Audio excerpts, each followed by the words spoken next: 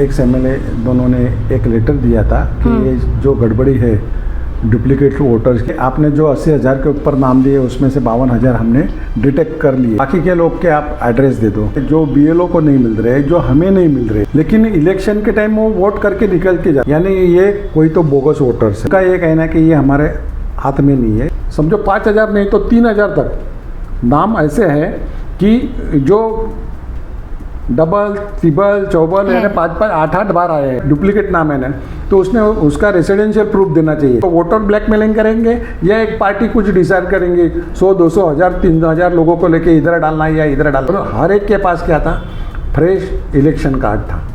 हमारे घर में रहता है तो पुराना कार्ड रहता है, बराबर इनके सबके पास फ्रेश कार्ड था। पर जो अपोजिशन है और अभी के जो एमएलए है उनका कुछ योगदान नजर आ रहा है कहीं पर? योगदान नहीं है, क्यों नहीं है? उन्होंने भी बोलना चाहिए। तुम लोग प्रतिनिधि है, जो डुप्लीकेट वोट्स के बारे में गलत है उसके बारे में क्यों नहीं आवाज़ उठाते ये लोग? ये क्यों नहीं बोलते कि ऐसे लोगों को रुकाना चाहिए, उसके प्रूफ चेक करने चाहिए, रेसिडेंशियल बाद में उनको वोटिंग करके देना चाहिए, ऐसे क्यों नहीं बोल रहे? नमस्कार, मैं भावना राठौड़ और आप देख रहे हैं खबरों का खुलासा। वसई विरार शहर महानगर पालिका के जो चुनाव है वो काफी चर्चा में है और ऐसे में फेक वोटर लिस्ट सामने आई थी। आज उसी विषय पर चर्चा था, तो इसी पर बातचीत करने के लिए हमारे साथ अजीब जी उपस्थित है। नमस्कार सर, क्या कहेंगे, क्या हुआ मीटिंग में, क्या कुछ निर्णय निकला है इस चीज पर? दो चीजें, एक मेरी पिटीशन है हाईकोर्ट में जिसकी सुनवाई 22 तारीख को है। दूसरा, हमारे एक्स एमएलए दोनों ने एक लेटर दिया था कि ये जो गड़बड़ी है डुप्लीकेट वोटर्स की, इस बारे में कॉरपोरेशन को भी एक लेटर दिया था, तो उसके बारे में उन्होंने सुनवाई ली। उनका ये कहना है कि भाई आपने जो 80,000 के ऊपर नाम दिए उसमें से 52,000 हमने डिटेक्ट कर लिए हैं, बाकी के लोग के आप एड्रेस दे दो।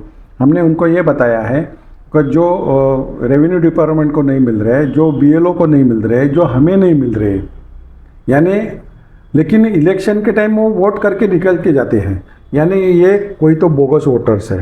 तो ऐसे लोग वोटर लिस्ट में से निकाल देने चाहिए। उनका ये कहना है कि ये हमारे हाथ में नहीं है, इलेक्शन कमीशन के हाथ में। तो उसके बारे में हमारा हाईकोर्ट में पिटीशन है। हमारा हाईकोर्ट में भी यही कहना है कि एक तो उनको निकाल दो, अभी प्रोसेस में नहीं हो सकता तो इतना कर सकते हैं कि ऐसे जो लोग हैं उनका पूरा जो हर वार्ड में अलग मशीन पे या अलग रूम में उनका वोटिंग ले लो, क्योंकि समझो सुबह सुबह अगर ऐसे 10 लोग आ जाएंगे तो उनकी प्रोसीजर करने में इतना टाइम होगा कि सब मतदान जो है वो स्टॉप हो जाएगा। इसलिए अलग करो। ये भी अगर इनके हाथ में नहीं होगा तो हमने हाईकोर्ट से भी मांग करेंगे कि भाई ऐसे ऐसे प्रोसीजर करो। अदरवाइज दूसरा ऐसा है कि समझो 200 जन आए और उन्होंने फॉर्म फिलअप कर दिया और बताया कि भाई हमने दूसरी जगह वोटिंग नहीं किया है और वो सब जाली निकले, तो उनको उनके ऊपर एक्शन हो जाएगी। लेकिन उन्होंने जो 200 वोट डाले हैं उसका क्या वो बाहर कैसे निकलेंगे, और उन्होंने किनको डाला वो किसको पता चलेगा? ये वोट्स के ऊपर हार जीत हो सकती है, क्योंकि यहाँ पे 1000 से लेके 5,000 तक, समझो 5,000 नहीं तो 3,000 तक नाम ऐसे हैं कि जो डबल ट्रिपल चौबल यानी 5-5 8-8 बार आए हैं। तो ये थोड़ी धांधली है, कॉरपोरेशन के हाथ में नहीं है, उनको बहुत सी तकलीफ है। लेकिन उन्होंने बताया कि जो जो हम कर सकते हैं वो हम करेंगे। लेकिन विधानसभा के टाइम अलग रहता है, ये टाइम पे मशीन में कुछ वो धांधली नहीं कर सकते, क्योंकि 4-4 कैंडिडेट रहते हैं या ज़्यादा भी रहेंगे, तो उसमें वो नहीं कर सकते।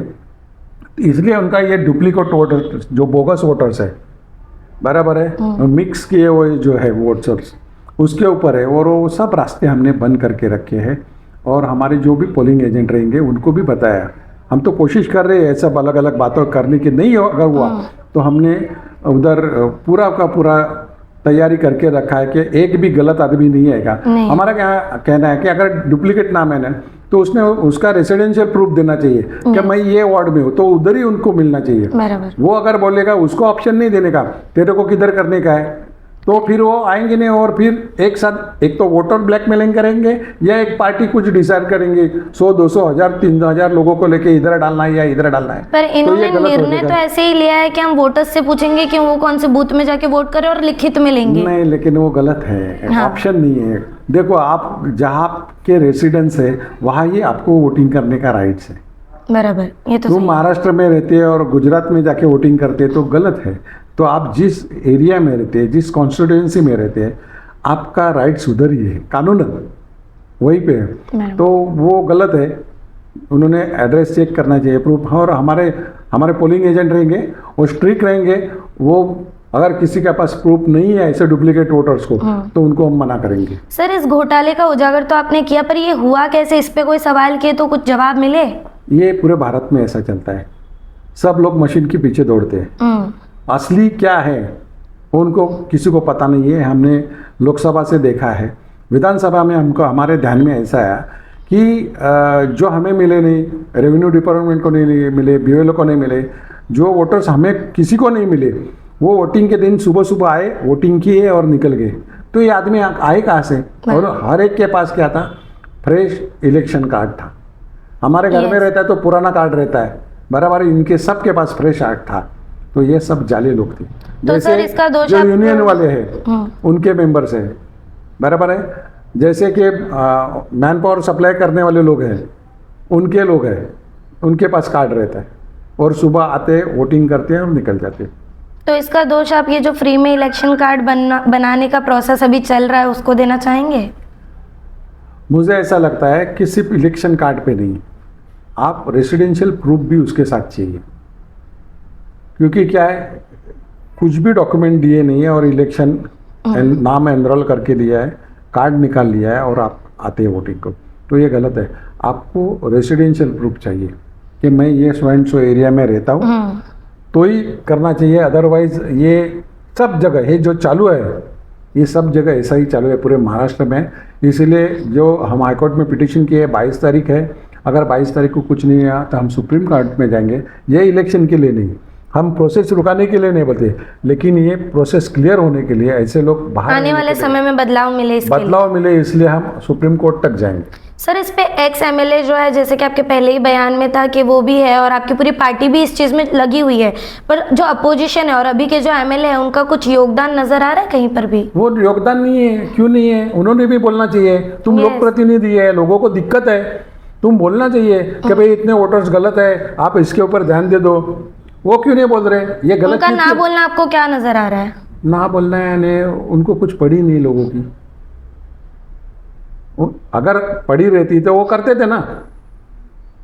तो जिस तरीके से ये सारी चीजें और ये सब कुछ सामने आ रहा है, जिस तरीके से आप लोग इस चीज पे लड़ रहे हो या बयानबाजी जो भी सामने आ रही है, क्या लगता है ये जो महानगर पालिका के चुनाव है इसमें फिर से कुछ ना कुछ फेरबदल नजर आएगा? क्यों आएगा? क्योंकि जिस तरीके बहुजन से विकास आघाड़ी और उसकी सहयोगी पार्टी 100% ये सत्ता में आने वाली है, इसलिए ये सब जो चालू है ये इसके लिए चालू है। इनकी चुप्पी इसके लिए, ये क्यों नहीं? ये गलत है। जो डुप्लीकेट वोट्स के बारे में गलत है, उसके बारे में क्यों नहीं आवाज़ उठाते ये लोग? ये क्यों नहीं बोलते कि ऐसे लोगों को रुकाना चाहिए, उसके प्रूफ चेक करने चाहिए, रेसिडेंशियल बाद में उनको वोटिंग करके देना चाहिए? ऐसे क्यों नहीं बोल रहे हैं? ये चुप क्यों है? सर, तो मैं सीधा सवाल पूछती हूँ, जैसे कि ये बयान अभी सामने आया है कि जितने वोटर्स डुप्लीकेट वोटर्स मिले हैं, जो आंकड़ा उन्होंने बताया, उन सबसे लिखित में लेने वाले एक ही बूथ में उनका वोट देंगे, ये बात सामने आने वाली है। पर इतने कम शॉर्ट पीरियड में कितना पॉसिबल होगा? और अगर ऐसा नहीं होता है तो आपके फेवर में रिजल्ट कैसे आ सकता है, आप ही बताइए। वो तो अभी ये तो बहुत ही तकलीफ वाला है सब सब्जेक्ट, इसीलिए हम हमारे पोलिंग एजेंट को बोलेंगे जो ऐसे डुप्लीकेट है उनका प्रूफ देख के बाद में उनको वोटिंग करने दो, नहीं तो हम उनको वोटिंग करने नहीं देंगे। हमको एक ऑप्शन है चैलेंज वोट का, अच्छा, हम चैलेंज वोट करेंगे। ओके। तो जैसे कि आप लोगों ने देखा कि अजीब जी का क्या कुछ बयान था इस पूरे विषय पर, ये विषय गंभीर है, पर उनका बोलना है कि इस पूरे विषय में हम लड़ते रहेंगे, आवाज उठाते रहेंगे और आने वाले इलेक्शन में इनकी ही सत्ता होगी और ये पूरा प्रयास इनके द्वारा किया जा रहा है। अब क्या रिजल्ट निकल कर सामने आते हैं ये तो आने वाला इलेक्शन ही बताएगा। बहरहाल आज की इस पूरी खबर में इतना ही। ऐसी और खबरों के लिए बने रहे हमारे साथ और देखते रहे खबरों का खुलासा।